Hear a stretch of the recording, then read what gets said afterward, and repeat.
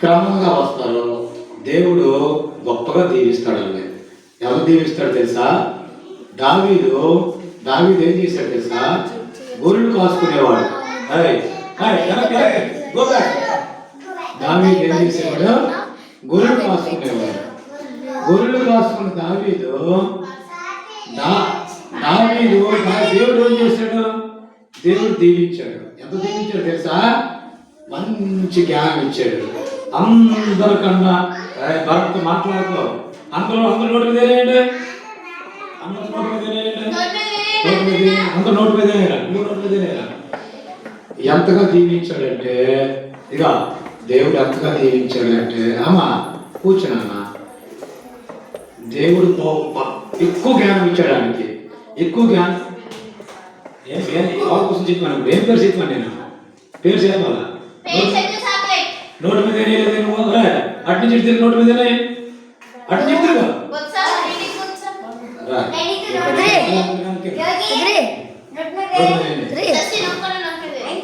నోటి మీద. అయితే దావీదు ఆయన పని ఏంటంటే చిన్నప్పటి నుంచి ప్రార్థన చేసుకోవడం, పాటలు పాడడమే. ఏంటి రాదు ఆయనకి. ఎప్పుడు కూడా కథ బాగా వినేవాడు. కథలు ఏం కథ వినేవాడు? ఏసై కథలు. ఎలాంటి కథలు? ఎల సముద్రాన్ని 2 పాయలు చేశారంట. ఎల సముద్రాన్ని 2 పాయలు చేశారంట. తాతయ్య నువ్వు చెప్పవా తాతయ్య అని కథలు చెప్పమనేవాడు. ఆ తాతయ్యని, ఆ పాస్టర్ గారిని కూడా కథలు చెప్పమనేవాడు.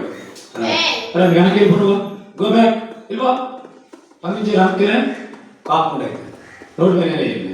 అయితే ఎప్పుడైతే దేవుడి మాటలు వింటాడో పాటలు పాట మొదలెట్టాడు. నా యేసయ్య అంత గొప్పవాడు, నా యేసయ్య అంత మంచివాడు, నా కొడుకు ప్రాణం పెట్టాడు, నాకు జ్ఞానం ఇచ్చేవాడు, నాకు మోక్షం ఇచ్చేవాడు, నన్ను స్వస్థపరిచేవాడు, నన్ను దీవించేవాడు, నన్ను రక్షించేవాడు, నన్ను కాపలా కాసేవాడు, నాకు అపాయం లేకుండా నా పాదాలకి దీపం వలె ఉండేవాడు, అంత మంచి దేవుడు అని తెలుసుకున్నాడు. ఎప్పుడైతే తెలుసుకున్నాడో అప్పటి నుంచి పాటలు పాట మొదలెడుతున్నాడు. యెహోవా నా బలమా యథార్థమైనది నీ మార్గం అని పాటలు పాడుతున్నాడు. ఒక పాట తెలుసా? పాటలు పాడితే దేవుడు మందరికి వస్తాడు.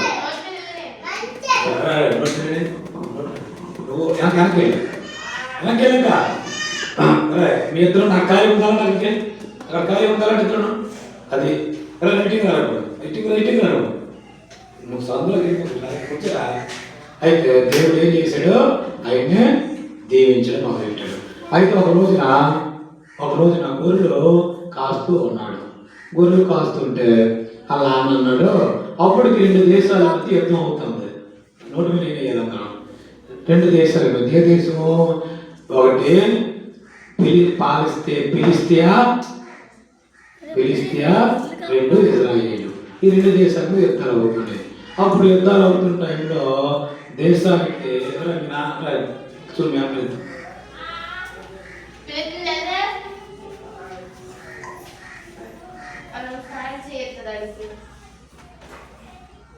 చెప్పి సార్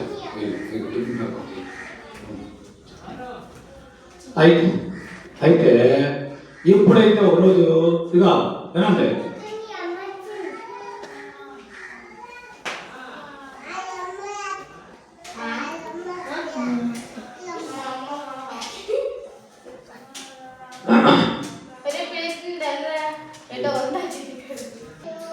ఆ ఫిలిస్తీన్కి వాళ్ళకి యుద్ధాలు అవుతుంటే ఒకరోజు దావీదు గొర్రెలు కాయడానికి వెళ్ళాడు. ఎక్కడికి వెళ్ళాడు? గొర్రెలు కాసుకుంటే వాళ్ళ నాన్న అన్నాడు, మరి అన్నయ్యలు యుద్ధం చేస్తారు, అక్కడ గొలియాత్ అనే పెద్ద వ్యక్తి ఉన్నాడు, ఆ వ్యక్తితో యుద్ధం చేయడానికి వెళ్తున్నాడు. అన్నయ్యలు వెళ్ళారు. మరి అలాగా ఆ యుద్ధం చేసేటప్పుడు వాళ్ళు బాగున్నారో లేదో కనుక్కుంటారా అనేసి అన్నాను. అంతప్పటికి ఎంతనే ఇంటికి వెళ్ళి అలా కట్టిన గట్ట అని వచ్చేయండి.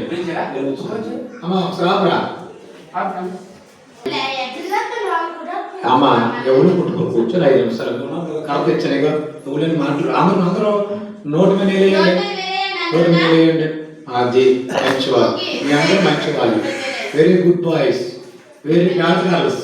మీరే గుడ్ బాయ్స్, మీరు మంచివాళ్ళు. చూసారు కదా అది. అప్పుడు వాళ్ళు గుడ్ గర్ల్, మీరు గుడ్ బాయ్స్. ఇప్పుడు ఇద్దరు గుడ్ బాయ్స్, ఇద్దరు గుడ్ గర్ల్. ఓకే. అయితే ఎప్పుడైతే దావీదు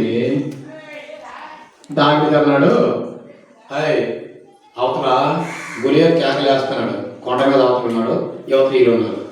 అరే మీరు దమ్మునుడు ఎవడో ఒకటి రెండురా, నన్ను కొట్టిసేగలరా మీరు అంటున్నాడు. అంతే ఎవడురా వీడు ఈ మాట దావీదు వాళ్ళ అన్నల దగ్గరికి వెళ్ళి ఆ నుంచి విన్నాడు. ఏమన్నాడు? సున్నత లేనటువంటి ఫిలిస్తీయుడికి ఎంత ఇది ఉందా, దేవుని అనంటారు అన్నమాట.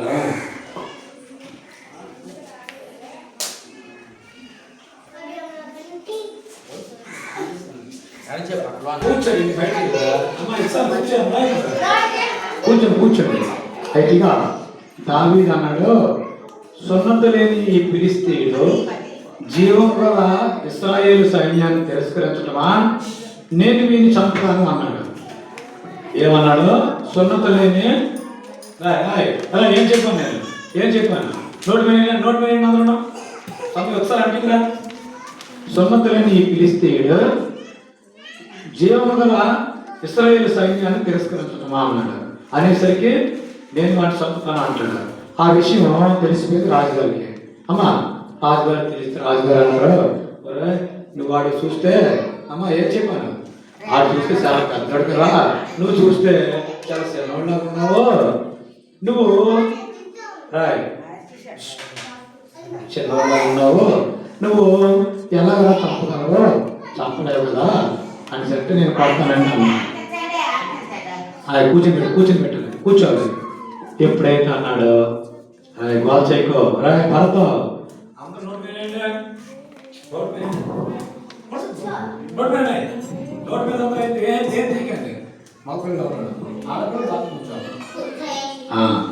అయితే అప్పుడు వెంటనే అన్నారు, ఇదిగో ఇలా కాదు, నేను వాటికి యుద్ధం చేస్తున్నా అన్నాడు. యుద్ధం చేయాలంటే ఏంటి రావాలి? కరాటీ రావాలి, పెద్ద ఫైటింగ్ రావాలి, కత్తి సాము రావాలి, ఇవన్నీ వచ్చేటే రాకపోతే ఎలా చూడండి, బుద్ధిమంతులుగా చేసుకున్నాడు, అలా చేసుకొని మంచి వాళ్ళు అనిపించుకోవాలి. అయితే దావీదు రాజుగారి దగ్గర ఎవరే వాడు అంత ఉన్నావురా, ఆమె మీరు చంపగలరా అన్నాడు. అయ్యా ఒకరోజు గొర్రెపిల్లకి వెళ్ళిపోతుంటే సింహం వచ్చింది. సింహాన్ని అమాంతంగా సింహం మీదకి వెళ్ళిపోయి 2 ముక్కలు చేస్తాను నేను. ఏం చేశాడు సింహాన్ని? అంటే నోరు ఎందుకు చావడం సాగి తీస్తాడట, చచ్చిపోయింది. అయ్యా ఒకసారి ఎలుగుగడ్డ వచ్చింది, దాని పేరు విసిగిస్తాను, చచ్చిపోయింది అన్నాడు. అలాంటిది ఇదంతా అయ్యా నాకు అని అంటే సరేగా అని చెప్పేసి ఆయన బయలుదేరన్నాడు. అప్పుడు ఆయన ఏంటవుతుంది? క్యాట్ల బాల్ ఉంది, క్యాట్ల బాల్ ఏంటిది తెలుసా?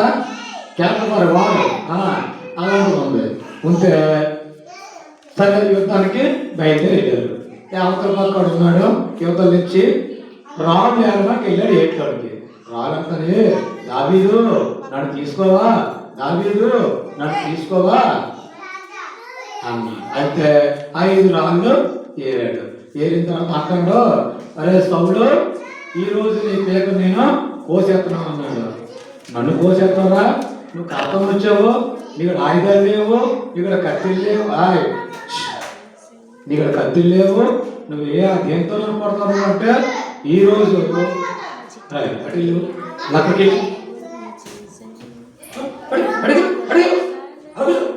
అలా కూడా గట్టిగా ఆ గౌరవంలో కొన్నాడు కదా, బాగుండాలా. అయితే దావీదు బాగుంటాడు, బాగుండి శాఖటిస్తాను, అలా కొడుతూ శాఖటి ఇవాళ శాఖటి ఇవాళ ఇస్తాను, అప్పుడు ఇస్తానండి. అయితే దావీదు వెంటనే ఈ రాళ్ళు తీసి అవతల అంటున్నాడు, ఇదిగో ఈరోజు నిన్ను కాకులకి గద్దలకి చంపేస్తాడు అన్నాడు. ఏం చెప్పాను నేను? అవతల వ్యక్తి పేరు ఏం పేరు? గొలియాతు. శత్రువు పేరు గొలియాతు. యువతల వ్యక్తి పేరు ఎవరు? యువతల వ్యక్తి దావీదు.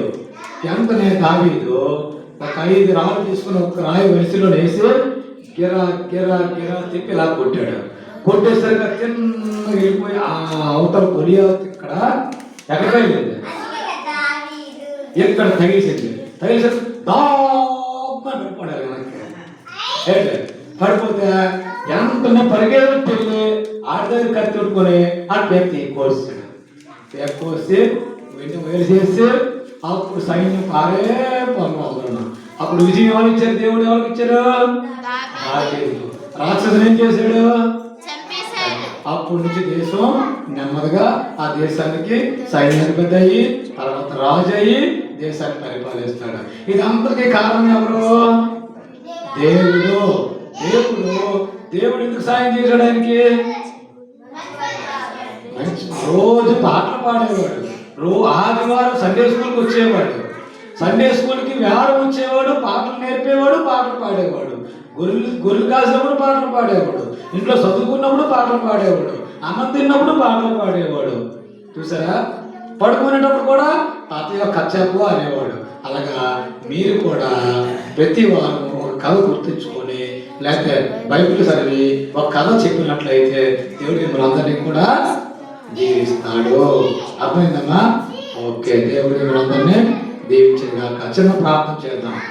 యేసయ్యా నీకు స్తోత్రం. దీవించిన ఆశీర్వదించు.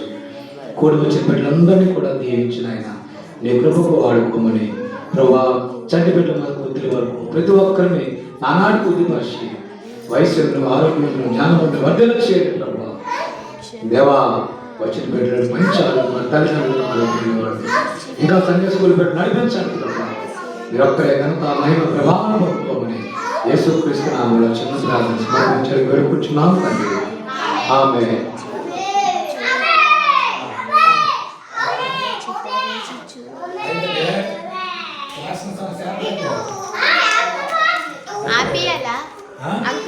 అంకుల్ ఇటు